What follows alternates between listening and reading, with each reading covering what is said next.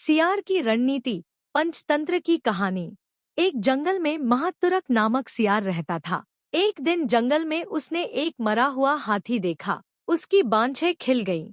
उसने हाथी के मृत शरीर पर दांत गड़ाया, पर चमड़ी मोटी होने की वजह से वह हाथी को चीरने में नाकाम रहा।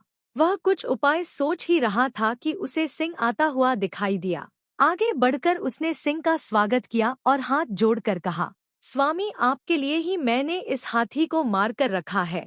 आप इस हाथी का मांस खाकर मुझ पर उपकार कीजिए। सिंह ने कहा, मैं तो किसी के हाथों मारे गए जीव को खाता नहीं हूँ, इसे तुम ही खाओ। सियार मन ही मन खुश तो हुआ, पर उसकी हाथी की चमड़ी को चीरने की समस्या अब भी हल न हुई थी। थोड़ी देर में उस तरफ एक बाघ आ निकला। बाघ ने मरे हाथी को देखकर अपने होंठ पर जीभ फिराई। सियार ने उसकी मंशा भांपते हुए कहा, मामा, आप इस मृत्यु के मुंह में कैसे आ गए? सिंह ने इसे मारा है और मुझे इसकी रखवाली करने को कह गया है। एक बार किसी बाघ ने उनके शिकार को जूठा कर दिया था, तब से आज तक वे बाघ जाति से नफरत करने लगे हैं। आज तो हाथी को खाने वाले बाघ को वह जरूर मार गिराएंगे। यह सुनते ही बाघ वहां से भाग खड़ा हुआ, पर तभी एक चीता आता हुआ दिखाई दिया।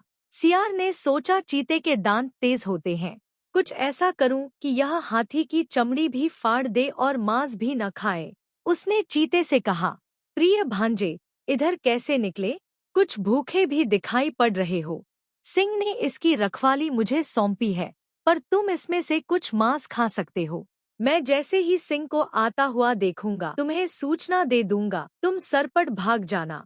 पहले तो चीते ने डर से मांस खाने से मना कर दिया, पर सियार के विश्वास दिलाने पर राजी हो गया।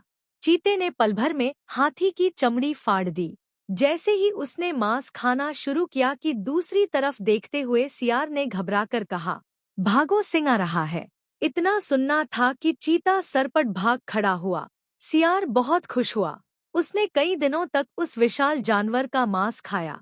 सिर्फ अपनी सूझबूझ से छोटे से सियार ने अपनी समस्या का हल निकाल लिया। सीख, बुद्धि के प्रयोग से कठिन काम भी संभव हो जाता है।